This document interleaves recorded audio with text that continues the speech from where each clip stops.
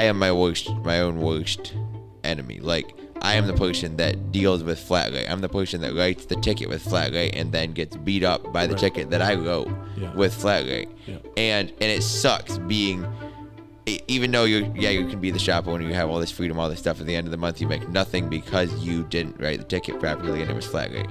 So it's like, even without being underneath someone else's scrutiny on that, I hurt myself with that. And I want my checks to appreciate me. Yeah. And whatever that takes, I mean, we're going to charge enough for that to happen. And if we don't charge enough, that's our fault, not the tech's fault. Good evening, ladies and gentlemen, and welcome back to another exciting, thought-provoking episode of the Jaded Mechanic Podcast. My name's Jeff, and I'd like to thank you for joining me on this journey of reflection and insight into the toils and triumphs of a career in automotive repair. After more than 20 years of skin knuckles and tool debt, I want to share my perspectives and hear other people's thoughts about our industry. So pour yourself a strong coffee or grab a cold Canadian beer and get ready for some great conversation. I'm with who you just heard tonight is a young man, a new friend of mine named Elijah McMillan. And Elijah McMillan, sorry, that's a hard two names for me to say it together, owns a shop called Second Mile Repair. And Elijah, we're sitting here at AST 2023. And is this your first time at AST? This is. How do you like it so far? I am very happy to be here. I'm excited to be able to get away from the shop for a few days. I don't miss that at all to be here. It's really great to network, meet a lot of the people in the industry that I look up to, and see a lot of the excitement and the good side of the industry that we all give a lot of our time to, a lot of our lives to. So tell us about Second Mile Auto Repair. So I started Second Mile Repair in June 2022. So new. I was in a construction trade for a while, and I'd always since I was a teenager, I wanted to be a mechanic. But when I looked at the industry, gave it a good hard look, and I looked at other people and their level of satisfaction as technicians, I just said, I can't do this. Yeah. This is not going to work for me. Right. And at that point, I laid it aside for 3 or 4 years. I had some tools, some nice tools that I had bought, and but I went into construction, and I did construction for a couple of years. Mm-hmm.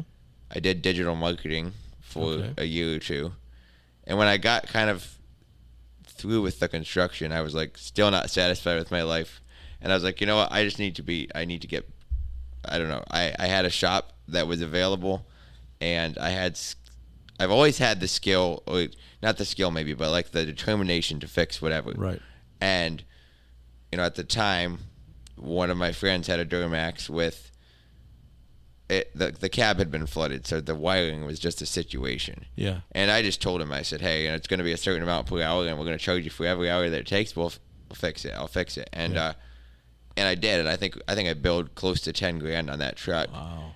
And the truck is still on the road. They're super happy with it. And they bring all their stuff to me. Yeah. And I've not stopped working on vehicles since that time in June of 2022. And, it kind of all came after that. Like, it was like, now we need to get an LLC. We need to get a business license. Mm-hmm. We need to get all the certifications. Do it the right way. Yes. Yeah. And now I have all of that.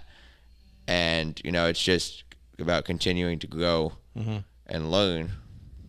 But it's been, like, fixing things has always been a passion of mine. Right.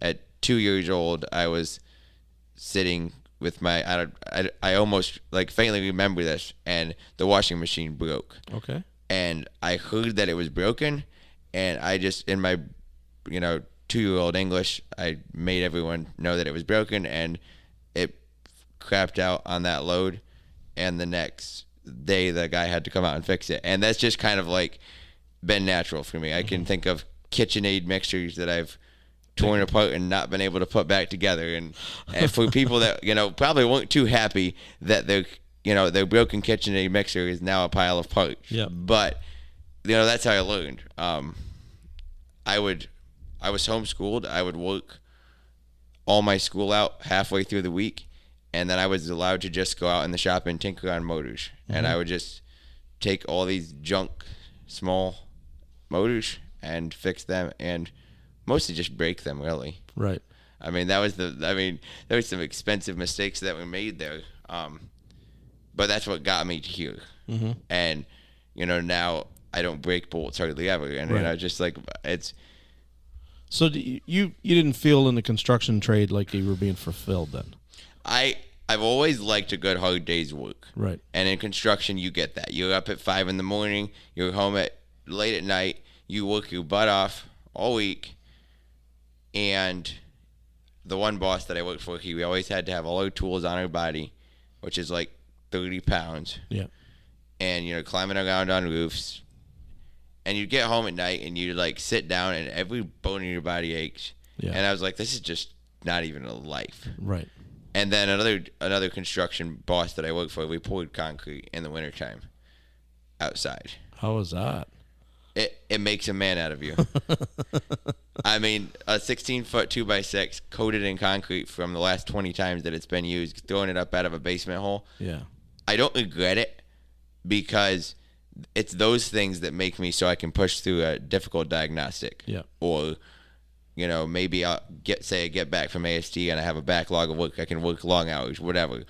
I can move heavier things. Mm-hmm. It really makes a man out of you. Yeah. But it's brutal. Yeah. That's just brutal. There's no other way to put it. I thank God the most that I've ever done for a construction trade was a little bit of cleanup at a site after the fact. and as a kid, I had jobs like working on farms, mm-hmm. throwing hay bales around, building fence, clearing brush. Mm-hmm. I ran some fence rows one summer for a construction company.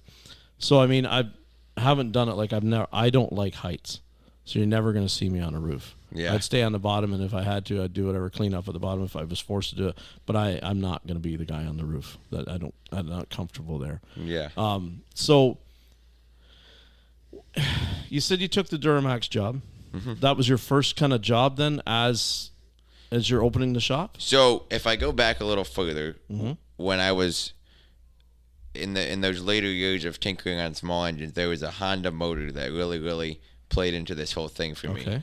And it was a family friend that needed his Honda motor changed, and that's why his other mechanic told him. And you learn so much after the fact.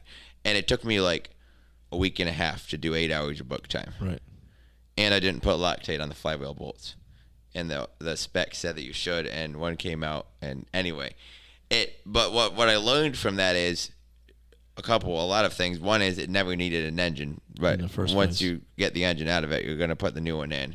But I didn't know how to diag things. I didn't know anything. Right. And I didn't have Pro Demand or anything like that. I just used a Haynes repair manual. Yes. Yeah. But it definitely, at the end of that, I was like, well, I can actually do this. Because before that, it was like changing a motor was something that was so far out there. Yeah.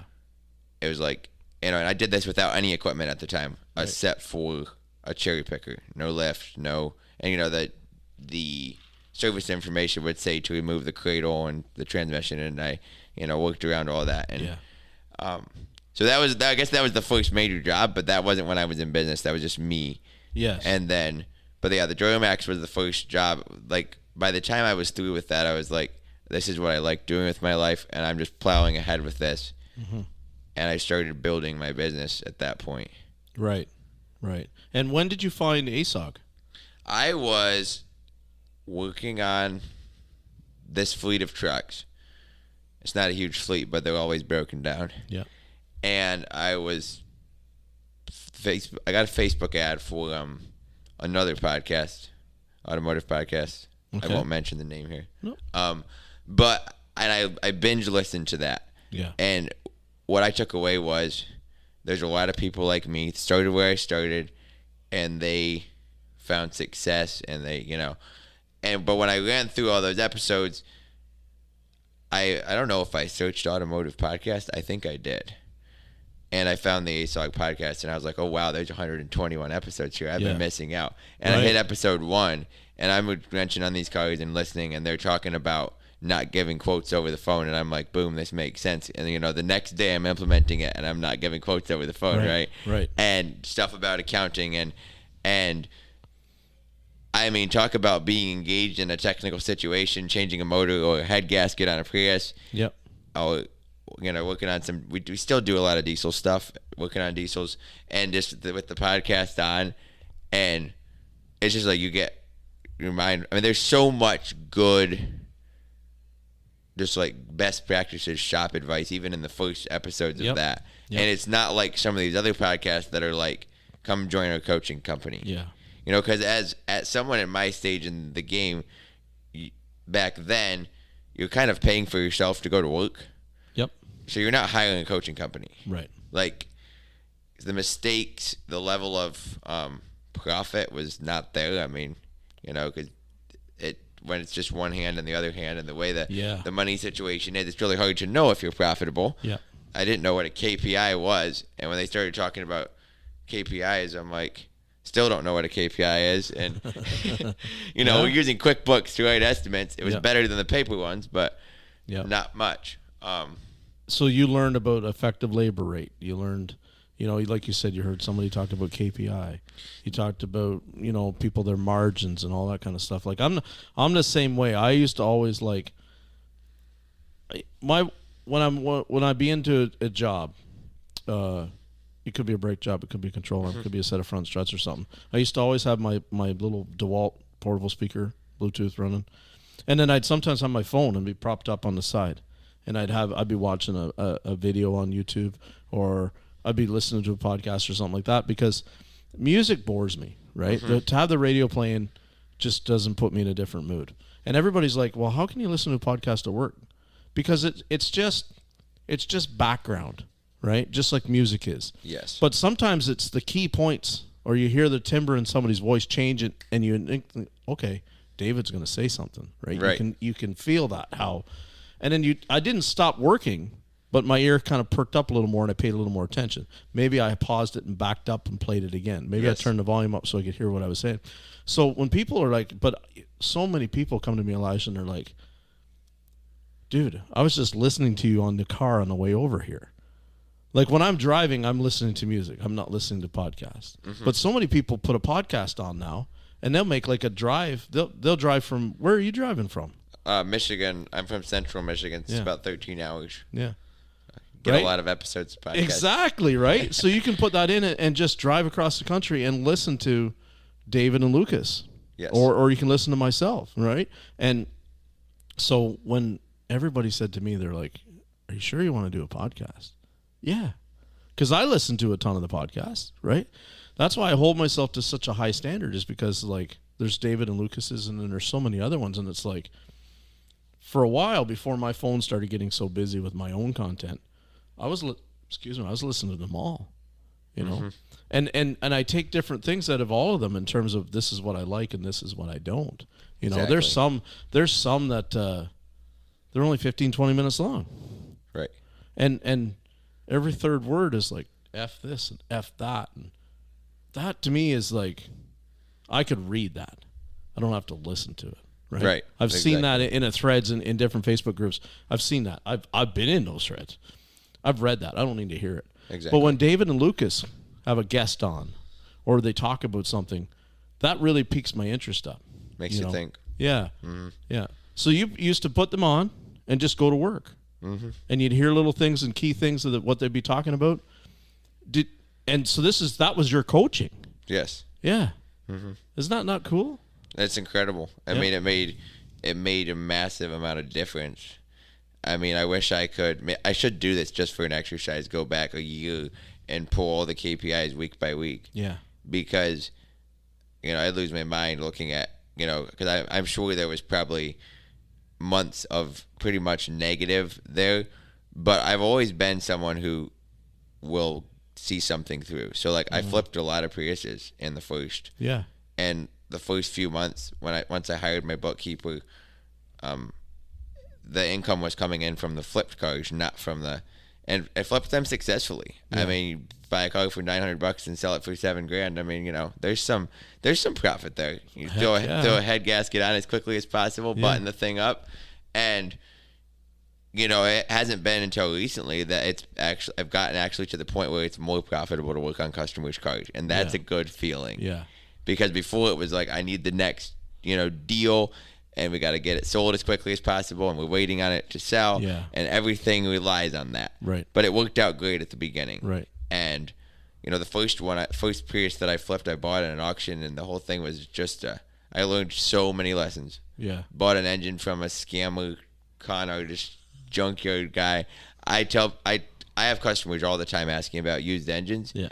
And I tell them, I said, I get them from one place, and I warranty them, and I inspect them, and I say salvage yards are often licensed scammers. Yeah. So yes, you think you're going to get it cheaper somewhere else, but no, we're not going to deal with it, because I experienced that firsthand. I mean, I took the cover off of that engine, and it's full of rust inside, and I'm like, I just brought this back from where, and I paid how much for it? So just so many things was learned with the flip cars, and it kept me from having to learn on customers' cars. Yeah. And now when we get a customer's Prius, I mean, we can diagnose it rather quickly and be accurate, and they love it. How many of the flipped Priuses that you sold to people, how many of those developed into current customers that you still have? I'm not sure that any of them did. Really, eh? Because we're in a remote location. Okay. And some of these people buying come from an hour, 2 hours away. Right. And the Prius is something that it holds a lot of value, even with 200,000+ miles on it. Mm-hmm. And so when there's a good deal, someone's going to drive across the state. Right. Or couple states over. Yeah. Yeah. So I've had people at least from Chicago, Illinois, which is 4.5 hours. So they're probably not going to bring it to me if it breaks down. Right. I've never had one break down on the way home. Right. I mean, nothing crazy like that, because you would hear about that. But on the flip side, I had one come for an engine replacement from 165 miles away. And that was a funny story. But did they come to you because your price was better, or did they come to you because of trust of what you? So, in the early days of my business, it was more price. Yeah. Now most of those clients don't come. Right. And I'm not saying they never will. I've had those outlier situations. But now that we're charging effectively, they're definitely, it's one in... The amount of whole motor jobs that you sell for the Prius is pretty low, because it's an expensive job. Yeah. I mean, it really is. Yeah. And you have to love your car. But at the same point, I'm not going to ever change another Prius motor for $1,500. I will not do that. That's bad for my industry. Yeah. That's bad for me. Yeah. And I can't put a warranty on that. Yeah. And if we charge effectively, we can put a warranty that's as good as the Toyota factory warranty. Yeah. Like, we can do that. We can afford to do that. Because you were saying earlier, we were talking, they're known for head gasket issues. Yes. And then they're also known for some oil burning, right? Yes. Yeah. So if you end up with an engine failure in one, it's because it was neglected. Mm-hmm. Right? Otherwise, you said it's just a lot of it is a head gasket thing. And I'm not a Prius expert, but I know that a lot of them, because the people don't necessarily even realize sometimes when it's running on the EV side versus running on the engine side, they don't necessarily even know sometimes when it's got a little bit of a misfire, or they don't necessarily even notice maybe that it's overheating, because it's not always running on that.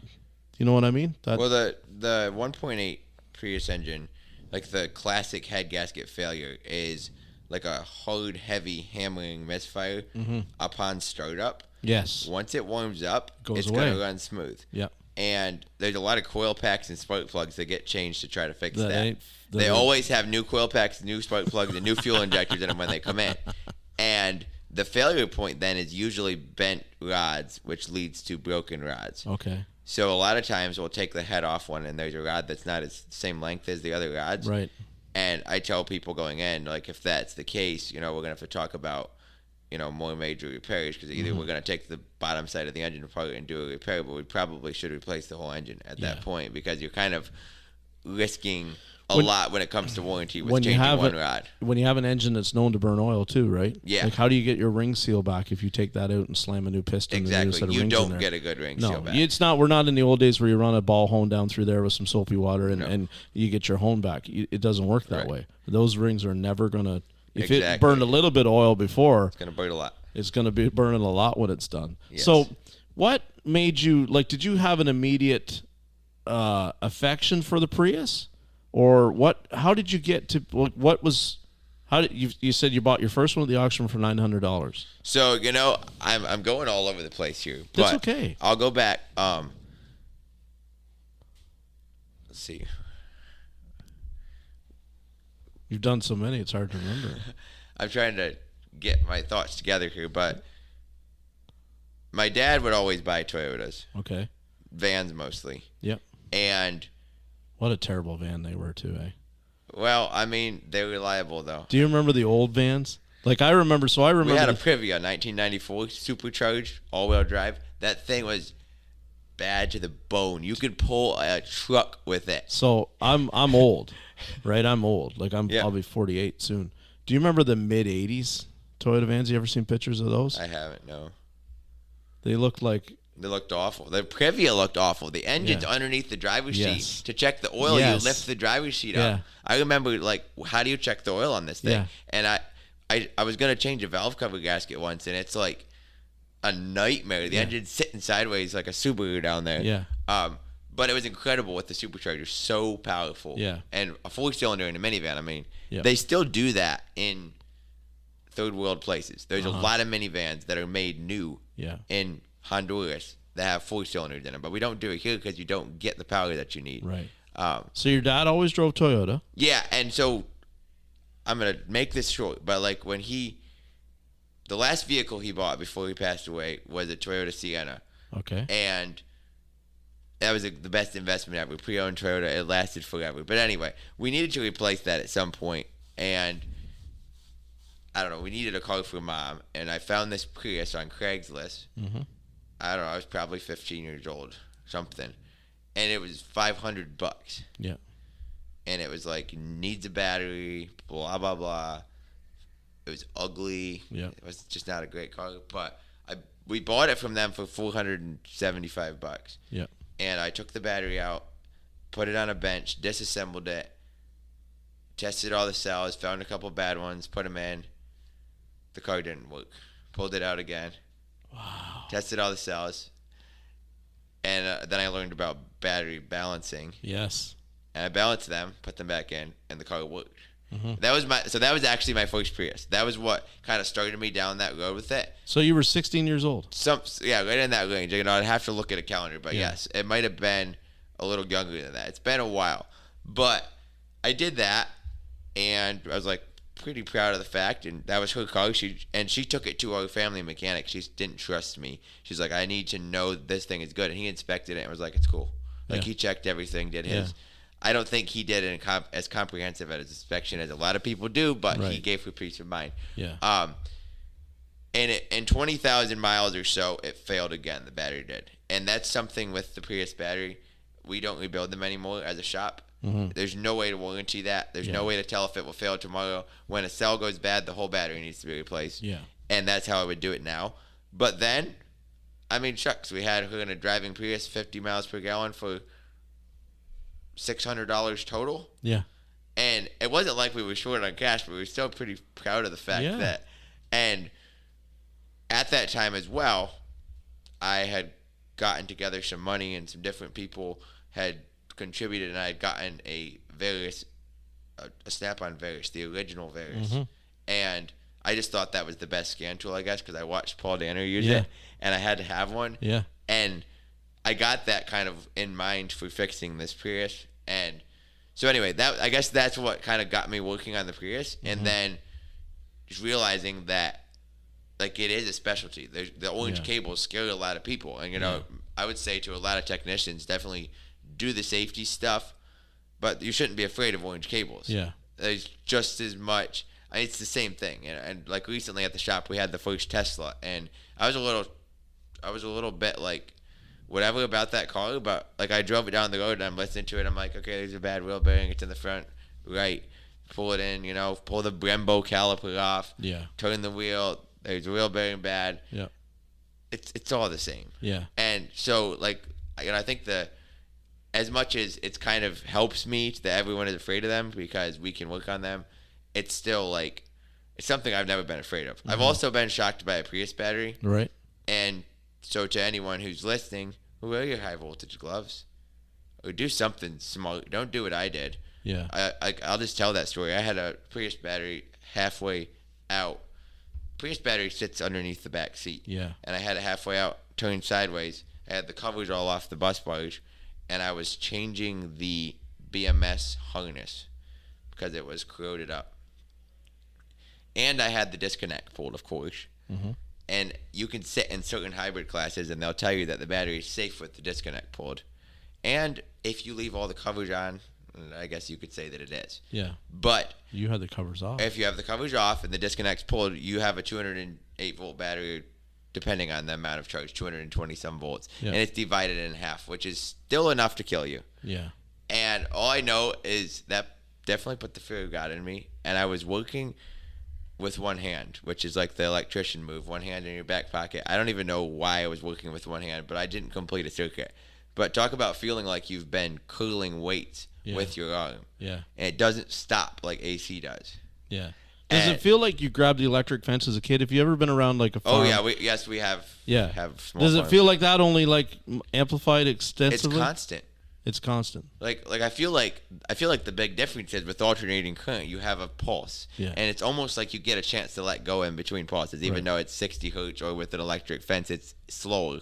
Like an electric fence, you could literally do like this, and you could grab it and you could time it and not get shocked. Right. But, well, it probably has a capacitor. I don't know the answer to that. But with that definitely like scared me pretty bad, because I was just being careless. Yeah. Even if I would have just pulled the battery out and put it on a bench, there's no way I would have touched two terminals at the same time. So did you did it knock you to the ground? No, You I just pulled gotta- away from it. Yeah. But just the feel of like, what if I had both hands in there? Like that might be the last hybrid vehicle that I work on. Yeah. And so Because definitely, there was nobody there with a hook to pull you away from it.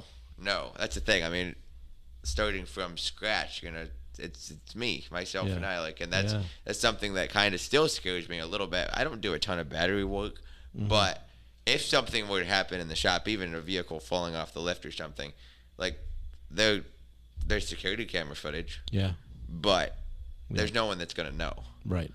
And I definitely am very careful the way that I set my lift, and just because I enjoy life. I'm not interested in checking out early, if you know what I mean. No, I think you got a lot still to offer, so we don't want to see that happen, right? Safety's it's a huge thing, especially, and you're like you said with the orange cables, right? I can remember when that first came out, and I haven't worked on a lot of them, and I haven't had to do any kind of the voltage repairs, but I can remember the way they came out was like, if you see an orange cable, you stay away from it. It's the same as the way airbag. If you see a yellow, fuse, you stay away from that connector. That's airbag. You don't touch that. You could blow the car up with.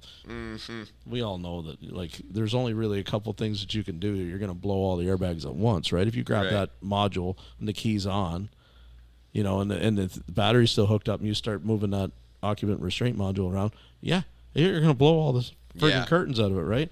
But, I mean, to the idea that don't touch the yellow, for airbag was like, well, I've had 1,000 clock springs out of caravans in my life if I've had one out, because I used to recall them. I used to do them out in the parking lot. I've done Nissan airbag recall. I've done 1,000 of them, right? It did, so you don't even think about it. It becomes so routine.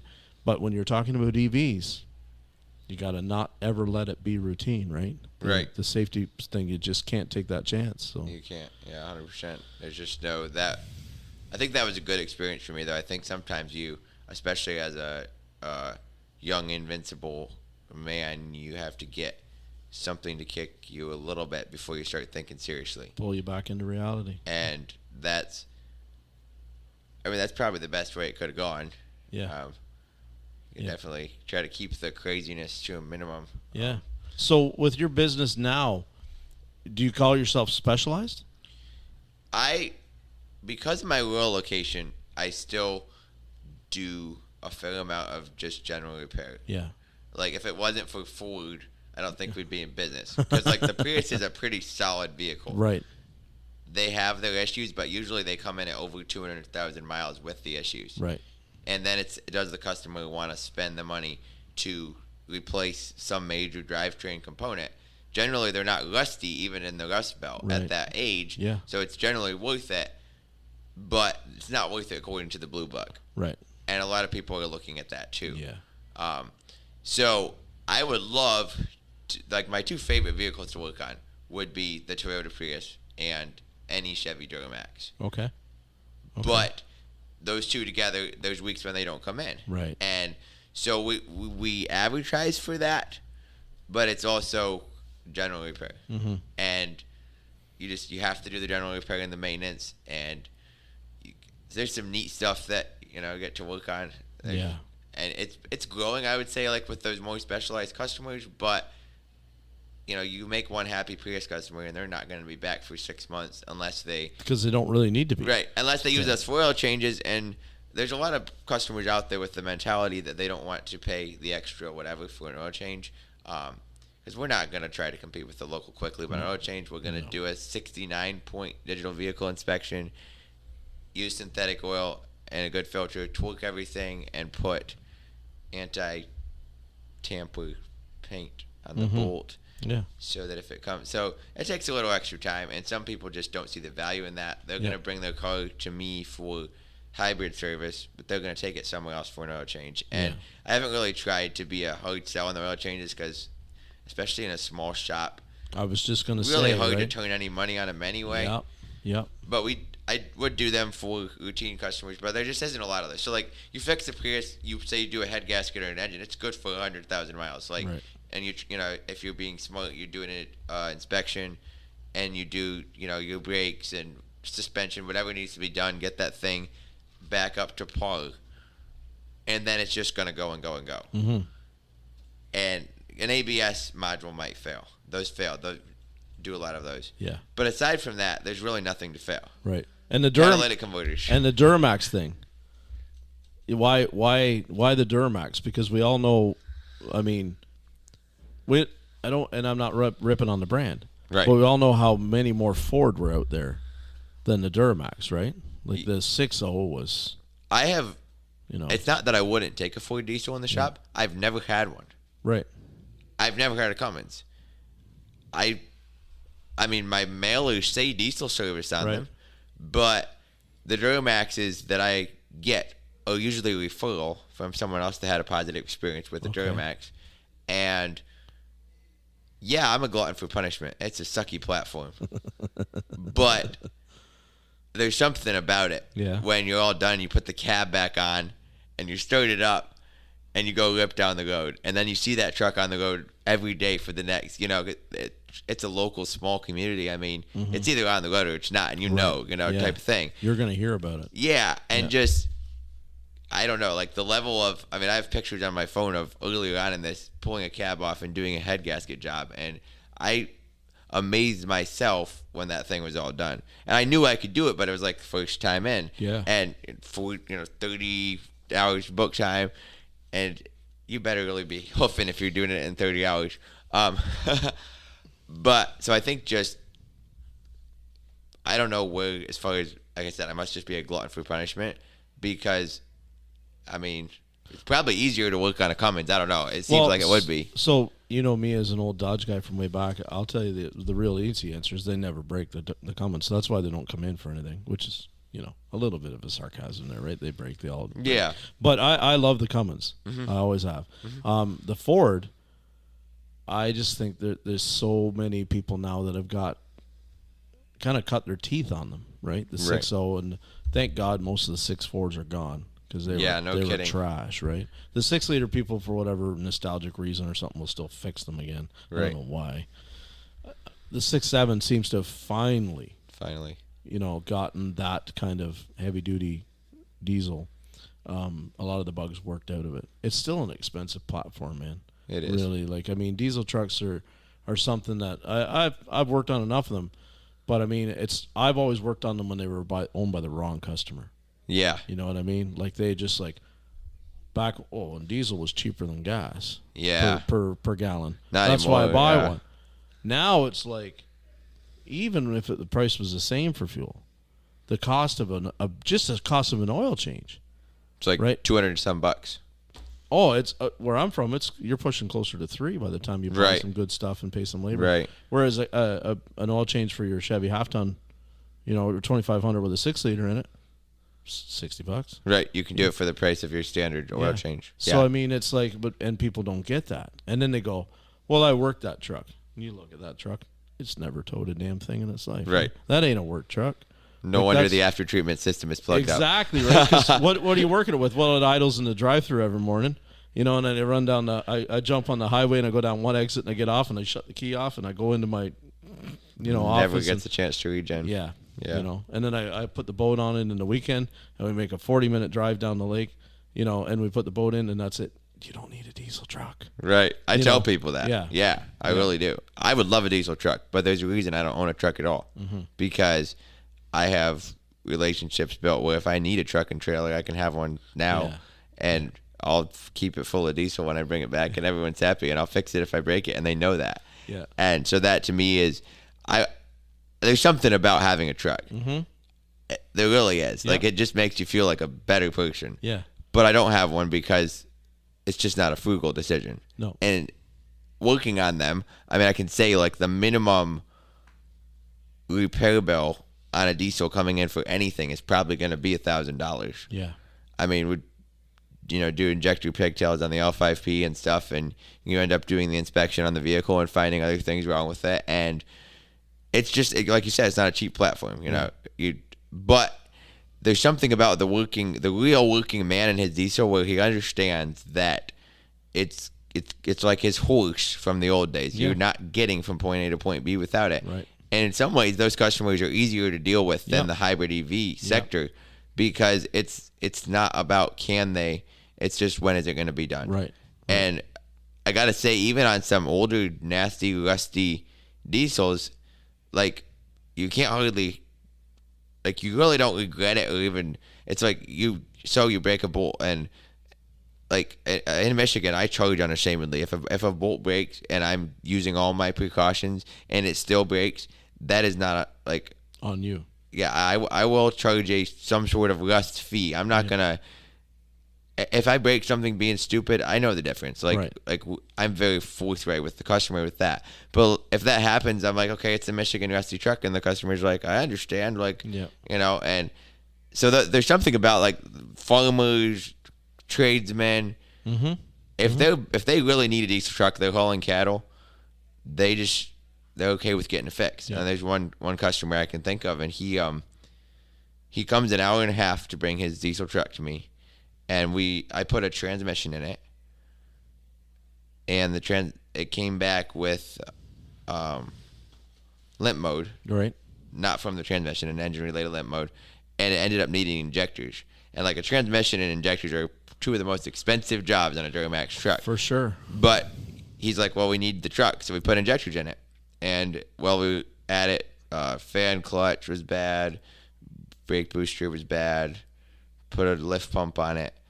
And he's an ex-Amish guy, and I told him, I said, we have a real good relationship. I said, there's something about you guys, you're used to driving horses, and you don't listen to your truck when it's crying. Yeah. So this thing's really been beat. So I change all these things, and when I get done, he's like, he calls me random out of the blue one day, and he's like, you're right. He said, this thing drives completely differently. Like, obviously this was broken. He's like, every time I came up this one hill, it would overheat, and now it doesn't overheat anymore. And I'm just laughing. I'm like, see, look what I said. And it's so fun because if you know someone that well, you can talk that way and just say, hey, maybe listen to your truck a little bit so it doesn't cost like $10,000. $10,000 to get it back up on the road. Yeah. But that was a really fun experience. And the coolest part about something like that is that say I need to change injectors. I'm new enough in the industry that I'm really, really like strict with the diagnostics. I'm not someone that drives the diesel pickup trucks and says to put injectors in it. Yeah. So like on his truck, I charged him for a full return rate test, which is a lot of time on that year of truck. Yeah. But I took all the readings, and when I called him and said we need to do injectors, like ultimately, if that truck would have still went in limp mode after the new injectors, I still knew without the shadow of a doubt that all 8 injectors failed the test that GM specified. Yeah. And to me, that's just great because otherwise, being someone with a conscience, I would have to give him those injectors if I were just slapping them in. Yeah. And so it's like it's a double giving thing for a shop owner and for the customer because I charge for that diag time. and we called the part right. And then, getting feedback later, the same customer was talking with me, and he said that someone asked him where he was taking his truck, and he told him it was, an hour and a half away, and the guy says, well, he must be cheaper. And this customer says, well, actually, I don't think so, but I know he won't lie to me. Yeah. And that to me was like the best way you could advertise for me, because I don't want to be the guy that's cheaper, but I want to be the guy that's honest, and I will eat the cost of a part if I mischange it. Yeah. Now, I read something interesting in one of the groups. I can't remember. We were talking about a comment or something like that. Something came up, and somebody said to you, well, you're already smarter about a shop than a lot of shop owners.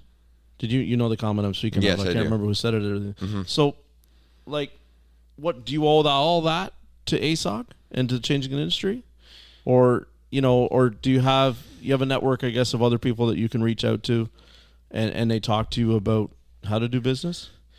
There is so many things. A big one is ASOG, but my brother's excellent businessman in contracting, and he's one of those guys that set the example. We didn't lost my dad at 8, so my brother went into construction, $10 an hour, came home at night and studied, and got the license to be a general contractor.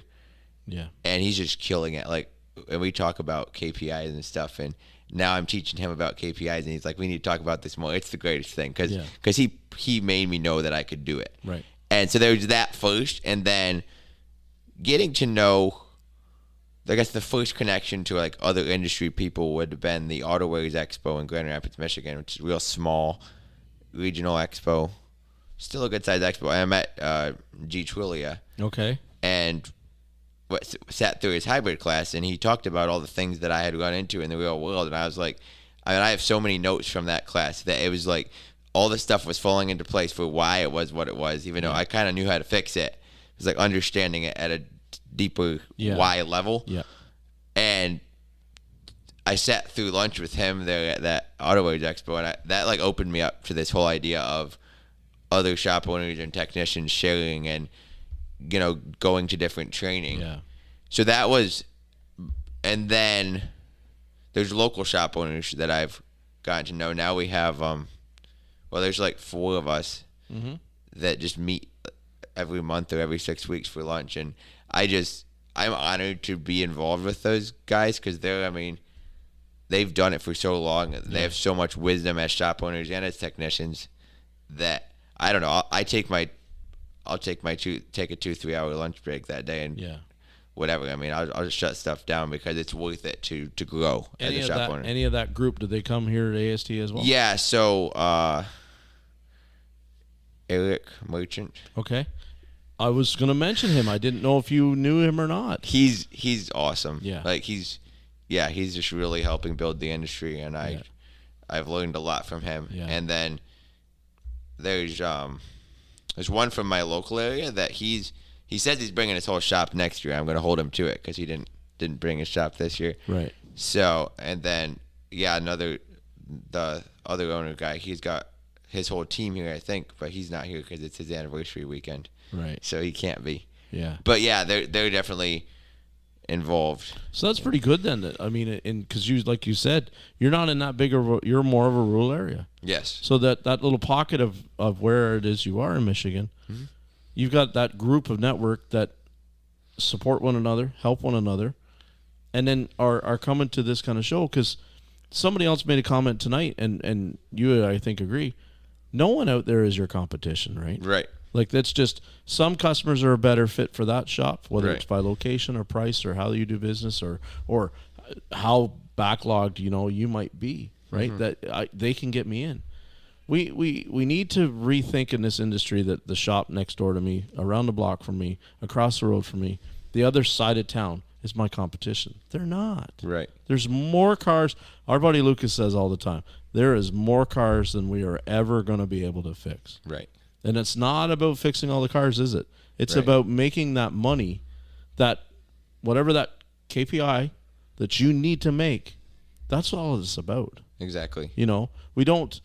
This shouldn't be about a competition of I want to keep my door rate so low so that I can get a higher car count in than the guy across the street. Car count is nothing. It's not a barometer of much, is it? I've done 3 cars a week and $9,000. Like 3 cars a week. that, like I've literally done that, and like I've done 8 cars and done half the dollar amount. Right. Code count is nothing. Right. Like, do you know how many would panic if they only had 3 in a day? Right? 3 cars in a day, they'd panic. that's part of where the specialty comes in. Yeah. And just with, like you mentioned, the community, like the other shop owners, I will say we're spread out. Like, we're driving an hour plus. Right. But, like, I wouldn't miss it. Like, you tell me what day to be there, and I'll be there for lunch, and I'll take a phone call or two or do what I have to do, whatever. But we're shutting down. Yeah. And, you know, this last time they drove up to my area, and it's just super cool. You know, one week, one guy pays for lunch and whatever. Just real great group.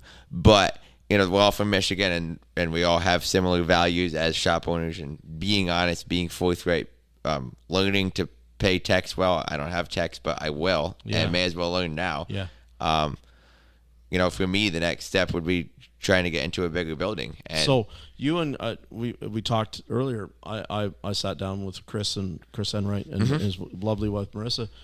You guys are kind of headed in the same place at about the same time. You want to get a bigger facility. Yes. He needs to get a bigger facility, right? And what I love about both of you is that you're like, I need to have all of this figured out, my numbers in order, before I can get there, so that I can hire the person that I need and pay them what they need to be able to make the business work. Too many guys are like, I got the building. I don't have staff yet. Right. I don't have a clue how to run it, but I got that building. And I need those cars, right? And you two, both of you, have figured it out that I got to have all of this in line before I bring in that person. The thing is, there's the two sides of that. One is for a shop to pay a technician properly, needs to have KPIs in order. Yeah. And then the second one is on a moral standing. What about that technician? What about his family? Yeah. And where is he going with his life? Yeah. And if you're actually thinking, like some of these guys don't know what they should be asking about, and if you're actually thinking that you're just going to get the best deal, I just don't do business that way. Right. My vendors, I mean, I will say if it's Amazon, I'll just get the cheapest thing. Yeah. That's just Amazon. I don't care about Jeff Bezos. They have no moral obligation to him. Right. But when it comes to my local equipment guy versus the nationwide guy, I will tell the local guy. The other day he called me about an air compressor pump because my air compressor pump's going out. And he told me what it was, and he was expecting me to say, I'll think about that and call you next week. And I said, when can it be here? Yeah. I'm not going to go shop around. Right. You know, and I want that technician to know that he's going to be taken care of, because that's what I want, and that's what the golden rule. Do unto others as you would have them do unto you. It's hard to do that sometimes. Yes, it is. But it's worth it. Yeah. And when it comes to your people, like I've walked into shops where the employees are all about my age and they're happy and they have little young families and first babies on the way. Yeah. And then you walk into a shop where everyone's grumpy, no one wants to do their DVI. Yeah. And it's like, what's the difference here? You know, because I want to spend time eating lunch with the guy who's got those technicians. Not because I need his exact technicians, but if I duplicate what he's doing, those technicians will just, they'll come to me. They'll find my ad, right? Yep. And that's who I want to be. Whatever it needs to be. If they need to be paid that much more, if they need this benefit, if they need whatever, like, it's not all about me. Because like you said in a 5 minutes ago, you know, when somebody else wins, you win. Yeah. When the shop owner, one of my good shop owner friends, I had the opportunity to connect him with a really good coach with actually Cecil at the Institute, and like it's changed his thing so much that he's buying shop number 2. Yeah. And there's a little bit of me that's like, man, I wish that was me. Yeah. The other part of me says, you know what? Our whole industry now is starting to talk, like in our area, there's less of those $70 an hour guys. Yep. You know, he was at 95 to 130, you know, and he's absolutely worth it. What a jump, though. Well, and I think it was in 2 moves, but he was just living in fear of it. And when he did it, he talked to me and he's like, Elijah, you know, all the rusty cars are out of our parking lot. We have plenty of work. Everyone's happier. Yeah. And so just seeing that transformation, it's like ultimately his winning is my winning. Yeah. I know it is. And it's the same with the technicians. If as shop owners, if we have technicians that win, we win. If our vendors win, we win. Right. Like last year, end of year, we did. There's this business in our area that makes fancy cakes, and I got a fancy cake for every one of my parts vendors. Wow. And I'd spent a day driving from parts vendor to parts vendor and delivered all these fancy cakes. I figure it like this: the cake is good, so even if you hate me, that's brownie points for me, right? It's a little selfish, but at the same point, like I tell the parts people every time they show up that I appreciate them, and I mean it from the bottom of my heart. Yeah. As soon as they stop showing up, everything goes away fast. Mm-hmm. And I know it's like, we forgot that, and we did that. And like, I want that person to be on the ball with me. Yeah. And again, just treating them with that, just as I would want to be treated. And I'm not always good. Like if a parts guy fails twice to get me the right part, it's really hard to be nice to them. Yeah. But I try to look past it and say, hey, there's systems involved, there's other people involved, and try not to put it on the one person that made the phone call. Yeah. But like this year, I'm thinking about doing the cakes again. There's going to be a lot more cakes that we have to do. But I think it pays back dividends because those parts people, I think they're a lot of times don't feel appreciated, especially parts drivers. It's kind of the bottom of the barrel job. It is. It just isn't a very nice job. No. But they always want to talk for 2 minutes about this car or that car, and I just say, hey, I really appreciate you guys, like you, and I don't know, maybe it doesn't do any good. And I think it does. They're good word of mouth advertising too, right? The parts drivers, yeah, they really are. Because, for instance, I just started my new job, and one of my established customers at the last shop is a parts driver for one of the local vendors around here. So, of course, he didn't know where I went. And all of a sudden, he pulls into the parking lot. I'm like, and he looks at me, and I look at him, and he smiles, and I go, Bob, it's good to see you again. He's like, cool. You're here? Yeah. He's like, that's awesome, man. I'm so happy that you're here. What a great place for you to wind up. That's cool. Right? Wow. And he's like, can I tell the other people that are asking what happened to you, where you are? And I'm like, sure. Yeah, absolutely. Of course. But, and because that makes me feel good. You know what I mean? Like, it's because we sometimes talk about, and I don't want to talk all the time about the owner versus a technician. Right. I don't want to be the owner one versus the other. Right. Right? We're a team. Exactly. But it feels good when you haven't been necessarily treated the best way, and you have a customer that finds you and says, you're the reason that I kept going there. Exactly. You're the reason that I had success with what I needed done. Right? I will follow you to here. They don't ask what the door rate is. Right. They know that I cost more now where I am than where I'd been. They don't even think about that. Right? So we get so wrapped up in price. Right. Price is such a small factor in what determines where the customer is going to choose. And I know we say, well, Google reviews this and price is a factor. I'm not saying price isn't a factor, but I think sometimes we put too much weight on it. We do. Especially as I feel like as technicians that turned into owners, if you will. Yeah. I'm a little bit different because I kind of did the owner and the technician thing at the same time. Yeah. But still, I can emotionally discount things. Yeah. And something I've learned is if I'm actually going to be able to help when help is needed, I need to be profitable when it's not. Yeah. And when it's someone crying, I've had people come out and just tell me, well, if you could get it to me for this price, and I just go to whoever can. And I say, this is why we do it this way, it's warranty, whatever. And I learned this from Lucas. I've even said, if I could do it for you any cheaper and still be profitable, I would. Yeah. And that's very helpful to me. But like the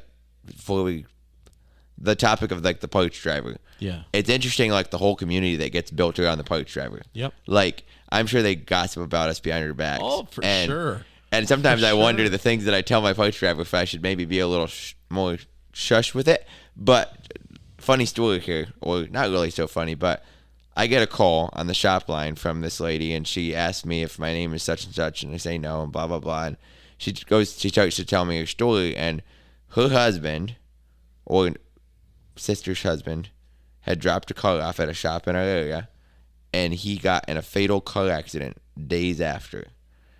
And this is his family calling, and they don't know where the car is, and they're kind of like going through. I think the wife was involved in the accident too. She's in critical care, and they're kind of like, we kind of need a car, we're down on our luck. Yeah. I'm sure we're down on their money, just terrible situation. And I'm like, we definitely don't have his car here, but it's like, let me ask my parts driver. So we get a hold of the parts people, and they're, because this other shop, if he's really a shop, he's some shade tree guy. But anyway, still knows the parts driver. Right. And anyway, they ended up finding the lady a car. And it just made her day. Like, she'll never probably be my customer. Right.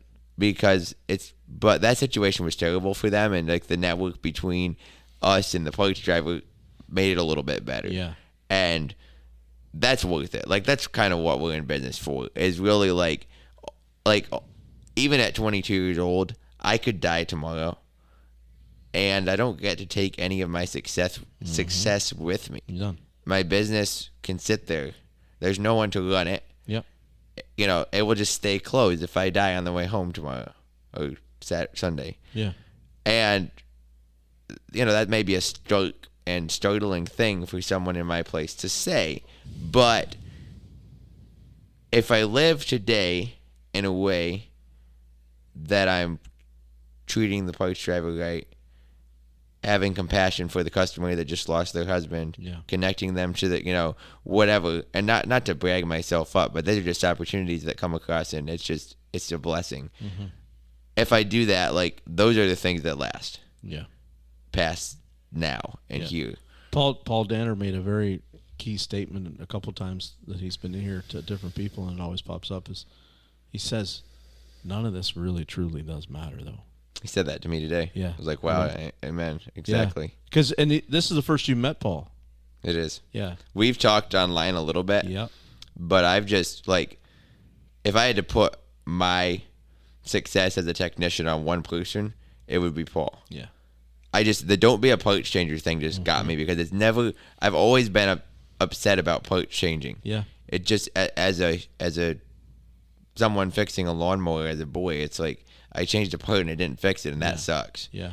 And watching him on YouTube, I wasn't a premium member or anything at the beginning, and but there was, that whole don't be a parts changer, get it right the first time, and just his humility about it, and then different things like he had a video way back of him down in I don't know where it was, Guatemala or something, and he was using his Vantage to troubleshoot this lady's car, and I was like, this is so, because me, like, I've been to some of those places, right, and people need help there, and being, able to take some of those tech skills. There's some really good mechanics down there, but they don't have the high tech tooling that we have. They're kind of just making do, and so I saw that, and I was like, man, like, this guy's just like my kind of guy. And I remember that video, and he talked about he wasn't sure at first if he should be so forward with his faith. Yeah. Right? Because you know how that can be. You're going to put that on the internet, and everybody's going to call you everything from a quack to... That's okay.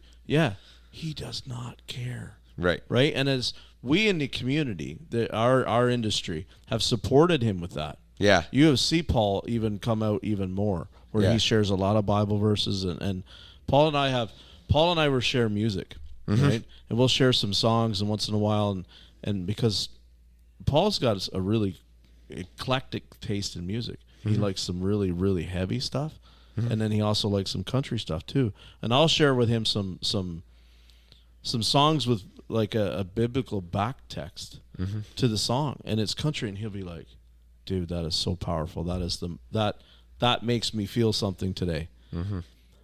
That is such a small way that I can repay him for everything that he has done, is just be able to, to share that and say, here's a song, Paul, I don't know if you've ever heard it, man, because it's in a different genre, and but just listen to what the dude's saying. And then he's like, he'll message back, and he's like, I got goosebumps from that. Yeah. Music is so powerful, and, with Paul, like, reading even some of his recent stuff on Facebook about like his time growing up and stuff, and just seeing God in his life is like, talk about getting goosebumps. Like, and to think that, there's a lot of bad rap on our industry, but there's also a lot of people that really mean well in our industry, and I don't know. I mean, I've always kind of felt like Paul is my friend, and meeting him today was just kind of an extension of that. And I count myself so lucky, like I said to you earlier tonight, right? The two people that have put me where I am in life is Paul and Lucas. Yeah. You know, that's incredible. And I don't mean to exclude David, but it's just like I've known Paul and Lucas almost the same amount of time. Mm-hmm. A friend for a long time. And they've seen me go through the things that I've gone through. They've seen me change to where I'm not the angry person that I am anymore. I'm still opinionated as heck. And I'm still fighting and advocating for a guy like yourself and a guy like me and a guy like anybody here. But I'm now not... It's not back to the us versus them. It's not the owner versus the tech so much of the time now anymore. It's just we have to, all of us, do better. And that's how we change. Yeah. That's how we actually change the industry. And it's powerful to see, like, and to be able to listen to your podcast and changing the industry. And because, like, I think of, I don't know, 6 or 8 weeks back, there was a big Facebook thing, that can of worms that kind of got opened up. And between some different groups and different people, and I was just reading through that, and like, I mean, I wasn't involved. I got this weird spot because I'm not really an owner or a tech. Right. I am an owner and a tech. Yeah. And I really want to try to get inside that tech head a little bit. Yep. Which I think helps me to see myself as the guy who's writing the flat rate tickets and kicking my own butt by writing them wrong, because I've done that many times. But, you know, watching all that unfold and then watching some of the really, I feel like, smart diplomacy come from Lucas, and, like, you know, just like I would be the same way. Like, if you have a problem with me, I want you to talk to me. Yeah. And if you wanted to talk about that in a public forum so that we could solve the issue on a large scale, let's do it. Yeah. And I try to be that way, and I saw some of that coming from Lucas, and I was like, dude, like, and I didn't see that coming from other sources. Like, we have to be that way. Like, we have to get to the bottom of the issue. It's killing everyone. Yeah. It's hurting the industry. It makes, like, when technicians are excited about being good technicians and going to training and racing go-karts and, you know, having 3 days off, and, like, everyone's winning. And I think, you know, we have examples of guys here that are bringing their whole shop, and the only person that's really crying at that point is, like, the 5 customers that didn't get their car fixed that week. And they'll be okay. There's a drop-off box. And not only that, if you made them aware that you were going to be gone, shop was going to be closed. I don't know how many posts I saw on Facebook from my friends within the industry. Yeah. That there's their post saying, you know, we are going to be closing the shop on Wednesday or Thursday, whatever, you know, depending on how far they have to travel. Don't book. We're not going to be there. Exactly. It's important. And they don't just say closing for holidays. They say, because I'm taking the group for a training exercise. The customer, I think, is like, I wanted to get in there and get that brake squeak looked at, or I wanted to get that clunk noise. Right.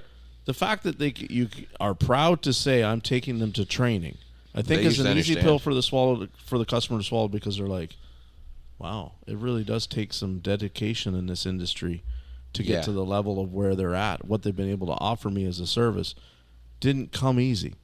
You know, none of us are born knowing how to do this. No. That's, you know, I've worked with a ton of techs, and I've seen some people with some, like, awesome skills, but I have never seen a natural yet. No. Right? Definitely not. Not a natural. I've seen some people that have that photographic memory, you know, the people that have they could do Rubik's Cube puzzles and jigsaws and all that kind of stuff. They had that kind of ability. Right. But nobody was a natural.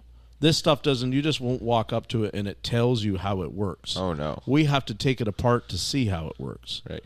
So at the expense of, when we're not doing it to the customer, we have to be training. Right. And I can think of just this past week 2 customers that did a fair amount of work on their vehicles, and some of these vehicles come in with so many issues that you do a DVI and you do all this stuff, and it's on the first test drive there's still things wrong with it, and it needs like a second pass through because it hasn't been worked on in like 5 years, other than an oil change. And you know, that happened on a couple cars, and I told him, I said, I am leaving for training. And they said, okay, well, how about I just bring the car back next week when you get back? And we're not talking about major safety issues. We're talking about, and I was like, absolutely, great. You know, and they totally understand. They're like, we'll schedule it in next week. And, you know, that kind of understanding from the customer too, like you said, it's kind of hard to, unless you're just a bad person, it's kind of hard to have a problem with that. Because they want us to be good at what we're doing. Going to training is how we get good. I was just going to say that. It would have to be a pretty irrational person if they were to say, BS that you guys are gone when I need you there. Right. I'm going to the competitor. You didn't lose anything. If that person Exactly. can't see and you're being upfront with them, honest, going, we're not sitting on a beach somewhere. We're in a classroom learning how to do what we need to learn better to service you. If that customer still gets jilted about that, my goodness, let them be somebody else's customer. And you'll have more peace in your life because of it. That's the thing is like, I care about my customers, and one bad customer will kind of throw you. It's like the review that Lucas shared on Changing the Industry a few weeks back. I haven't got one of those yet. I don't have my CRM up and running yet for the shop, and I don't ask the customers that I know. I hardly ever have a bad customer, but occasionally you get one that's like ticked off about price. Right. And if you ask that customer for a review, you're probably going to get a 1-star. So you just don't ask them. Right. Which I think is fine and fair because we don't, And then again, if I get a 1-star review and it honestly just states that the price was too expensive, that's probably good for me. Yeah. But I've had customers say he definitely wasn't the cheapest, but the quality was good and stuff like that. It's like, and it's still a 5-star review because you can't argue with that quality. Yeah. But like when a customer is ticked about something or you feel like you've miscommunicated, that really grates on me because I know my reputation is like pretty good. Yep. And you don't want to tarnish that. Yeah.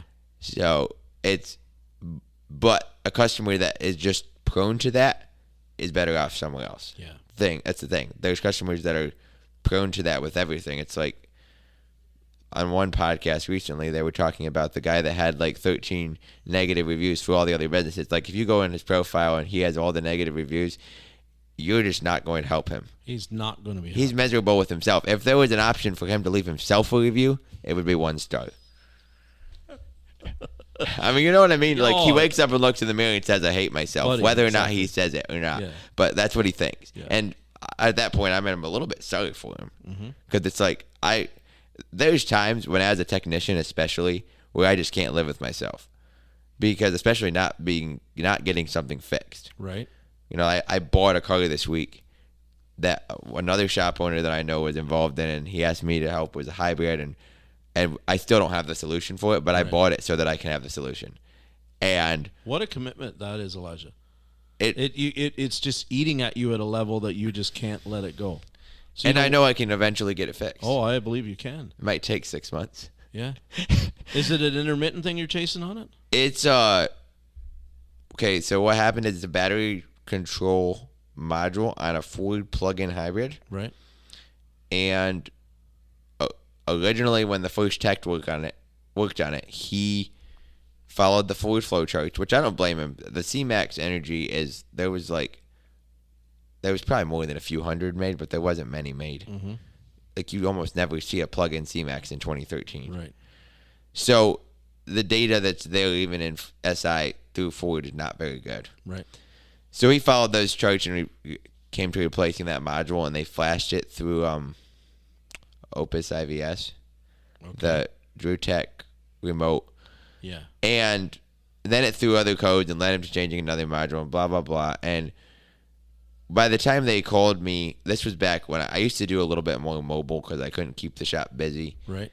And they called me, and I went and worked on it, and it's a programming issue. All the modules talk. CAN bus looks okay. It won't go into ready, and there's 2 modules that continuously say that they need to be programmed. Like with the Ford IDS on it, it'll program all the modules and say you need to program the transmission control module and one other module to complete the process. You hit program, and it goes through a loop and comes back to that. And are those modules not taking programming for some reason? Do they need to be programmed on a bench? Did one module get the wrong configuration put in it while they were changing modules? Probably. Yeah. And it's got a gateway module, which makes it a little harder to look at the CAN bus. But I mean, I probably spent 3-4 hours, which I didn't charge for because I didn't solve it on that. And then the other tech didn't solve it. And part of how I've gotten into hybrids is by buying broken ones. And so to me, like a early Ford plug-in hybrid will build a foundation for the Mach-E. There will be things on that will be the same as the Mach-E, just like things on the Prius are going to be the same as the 2023 Prius Prime or the 2011 Chevy Volt. is basically a copy of the new Bolt, only it doesn't have an engine. But there's so much similarity, like and you learn that architecture of that vehicle. And I'm not saying they're copied exactly, but so to me, it's worth the financial risk. It's just like paying for training. Exactly. I was just going to say that, right? Like, yes, it's a pride thing to be able to get. I can't not know what's going to fix that car. I'm going to take it, and eventually you're going to get to, like you said, it could be 6 months, it could be a year, Elijah. Right. Depending on what parts availability and so on and so forth. Right. We don't know what's happening right now with where it's going. Might have to use the EPROM class that I'm having right now to get it fixed. Yeah. But there's the other thing that's really cool about this particular car is there's another shop owner in Michigan that's doing training at his shop every month, pretty much. And he invites all the other guys from the other shop. None of them ever come. Yeah. If they ever listen to this, they should come. None of them ever come. I go, and to me it's like great because there's always something to be learned, even in the most basic of training classes, because there's a trainer guy there who knows everything about whatever platform he's teaching about. And even if you don't learn anything from the content, you can go and ask him questions. And so they're looking for like problem cars for case studies for this next class that's coming up in November, and this is a perfect candidate. Like, I'll put it on a trailer and take it down there, and we will train on it live, and maybe we'll solve it. Yeah. If not, it'll give me something to do on Saturdays. You give that group maybe way more exposure to a hybrid than they'll get. Right? Exactly. And it's not like, I feel like it's almost unfair to teach hybrids on a Prius. Maybe that's just because that's where my experience is, but the Prius is by far the easiest hybrid that I've ever worked on. Right. So it's kind of like, I don't know. I guess I know the nuances of them, but I feel like the Ford and the Chevy of the same era are much harder. Right. Like the Volt, it's one of those things, like if you sneeze the wrong way, a Volt is broken down with reduced propulsion.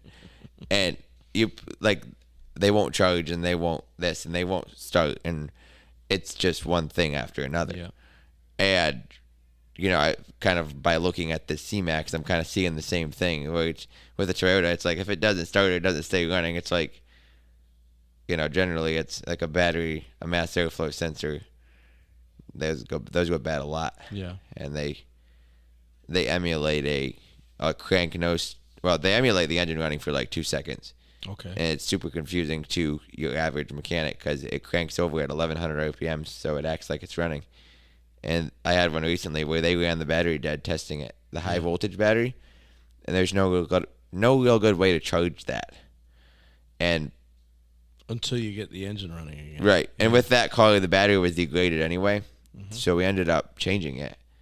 And, the customer was pretty shocked, but I said, you got 3 volts of variance between your cells, like your battery's shot anyway. Put a battery in it and did the mass airflow, and the car had been sitting for years. Sent the car down the road. I mean, it needs some suspension and some stuff, brake work done. Yeah. But the key piece of information was that on that particular car, the mass airflow sensor will cause a no start. And it will on a lot of cars, but apparently whoever tech worked on it tried to start it so many times, which is a lot of times, that he ran that hybrid battery to 0.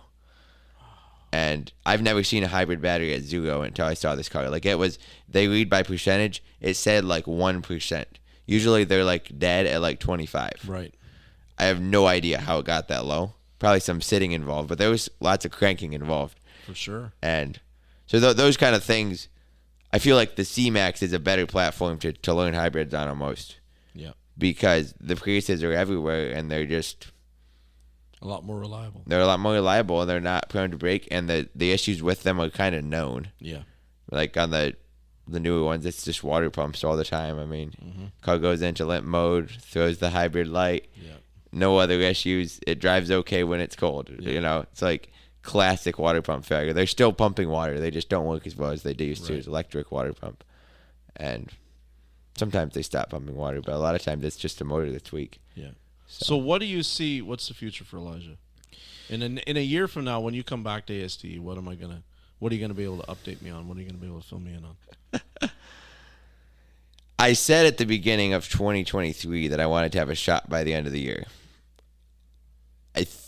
I think now that might have been ambitious, but I would certainly hope that by the end of 2024 or AST 2024, I would either be renting or. That's the thing, is if you're profitable, renting a shop is not a big expense. Right. And so in some ways, I think that's more likely, because with the price of real estate the way it is, it's going to be hard to buy something. Mm-hmm. So that's where I'd like to be as far as business goes. And there's a lot of things I'd like to move ahead in otherwise, but just business-wise, just getting to having I have this constant battle in my mind right now, like who would I hire first when I get my building? I don't really care for being an advisor. Right. I'd rather be a tech. Right. But you can't just hire anybody to be an advisor either, because if they don't know cars, they're going to end up having to ask you for everything anyway. So you have to, like, an advisor almost has to have been a tech or taken advisor training. I was just going to say, you've heard me say that conversation, as I wish that more techs, as we get to that age, we think about doing it. And the stereotype used to be, no way, they're too grouchy, they're too jaded, they're not going to be able to do it.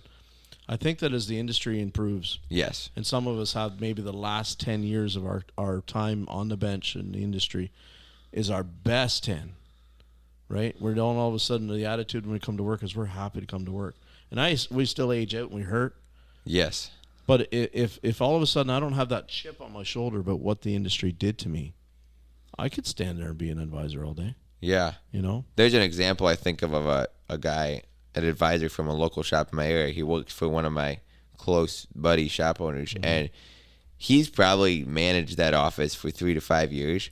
And recently, when they lost the tech and the demand for work went up, and this guy, bless his heart, he said to his boss, he's like, honestly, I want to go back in the back. Yeah. And his attitude is just right about the whole thing. And like, he's killing it as a tech in the new era with DVIs. Mm-hmm. And his boss says his shelf is always full of parts, and the other techs that don't want to do the DVIs are fighting the system, and they're like, where's my next car? Yeah. And the funny thing is, he made such a good advisor, and then he was like, I'm kind of getting bored doing this. And he's a little older now, but he's like killing it in the back, and so multifaceted. Great employee to have. Yeah. Just the buy-in there is just 100%. But I was really inspired by that, because I'm pretty close with that shop owner, so you see how things are going, and just I was shocked almost, because he was such a good advisor, such a good guy on the phone, and he's absolutely as good in the back. Super neat to watch that. Lucky to have. Well, I want to thank you for coming on tonight. This has been a lot of fun. I'd never met you before until today, till really a few hours ago. Yeah. And I'm impressed to hell with what you're doing, with your story. Because what I love is the fact that you just at a young age you decided, I'm going to do it. I'm going to do it for me, right? And you didn't start, you didn't have that chip on your shoulder from working for somebody else, mm-hmm. and being treated that way. You come in with such a fresh perspective that this is a bonus that I got to meet you and to get to know this story, because I didn't know it. You know what I mean? Mm-hmm. But it's so cool that I wish more come in like you and just see the pathway, which is just like, I don't have to be somebody's employee, mm-hmm. right? I'm going to take that, and it's a hard road. It is. Of going right from being a technician and an owner at the same time. But I think it's refreshing, because you just have such a positive outlook about it, because you're not all jaded like I was. Right. Right? You just like, I have to be good at fixing the car, but I know that I also have to be profitable fixing the car. There's a million of us that are good at fixing the car, but we don't have the other side right. Mm-hmm. And it's so awesome to see you that you have both of it right. I say I have a lot to learn, but there's so many people that have come alongside to help me learn, and listening to your podcast, listening to Lucas and David. I have a texting thread, mm-hmm. Facebook Messenger thread with Lucas, and I've saved myself some awful situations. Yeah. Just with some one-word answers. Sometimes you're in the middle of a workday, you need something now.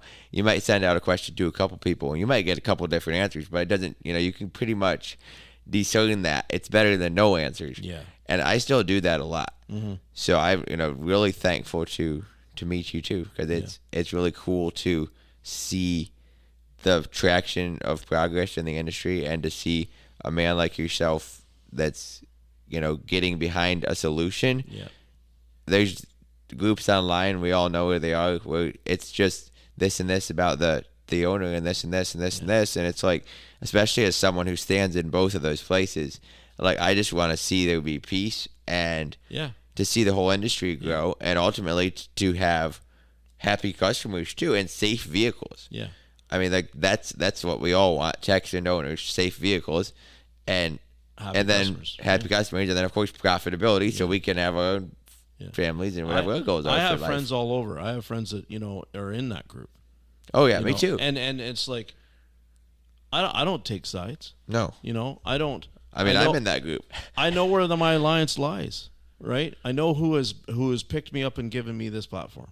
Yeah. Right? So, but I know at the end of the day who I'm advocating for. Right. I'm advocating for techs in that group, techs on that side of the line. Not that there's a line, but you know what I mean? I know what you mean. I'm advocating for them regardless. I still want to see it better for them. Yes. Than it already was for me. I don't care who Lucas is my person, right? Lucas is my person that gave me this. They have their person that gives them a voice, who gives them motivation, who gives them guidance. I don't think less of them because of that. Right. I'm still, at the end of the day, I'm doing this for all of us, not just one side of the line. And there isn't really a line, but you know what I mean. I know what you mean. I think the mentality that there doesn't have to be a loser in order for there to be winners is, and I know some people would say, oh, that's whatever, that's modern thinking, but like in general, when it comes to this industry, I think that mentality is 100% correct. And I like what you're saying, because like anyone who's willing to listen and learn, like, you can help. And I like this coming week, I have a couple of them, like a mobile mechanic and another shop owner that I'm going to sit down and talk with, and I'm no coach, but I can share with them what I've learned, and if they listen, it'll bring them into a place of understanding KPIs and stuff, and then they can grow from there. Just inviting them to the ASAW group and inviting them to changing the industry and helping them understand. And to me, that is a little bit that I can do too in my area to bring the industry up. So I'm encouraged by that from you, because like you said, the people from the other group or whatever, they're not our enemies. Like, no. They want the same thing at the end of the day, and realizing that is probably one of the most powerful realizations that anyone's had on the subject. Yeah. That's how we get to where we get to the change. The division has always been there. Yes. We don't want division anymore. Right. We want a united front. Yes. Man, I appreciate you. I'm going to look for you next year. I mean, we'll talk before then, obviously. Yes. But I mean, please come back next year when we're both sitting here, and I want to get a fill-in from you next year. What have you done? How's it going? How's it look? Right? I want to know if you manage to get into a bigger facility, a bigger building. I'll be sending you a message before next year. There'll be nobody cheering louder than me, man. Well, thank you for that. I appreciate you. We'll talk to you again soon, okay? Thank you so much for having me. You're very welcome. Hey, if you could do me a favor real quick and comment on, and share this episode, I'd really appreciate it. And please, most importantly, set the podcast to automatically download every Tuesday morning. As always, I'd like to thank our amazing guests for their perspectives and expertise, and I hope that you'll please join us again next week on this journey of change. Thank you to my partners in the ASAW group and to the Changing the Industry podcast. Remember what I always say, in this industry, you get what you pay for.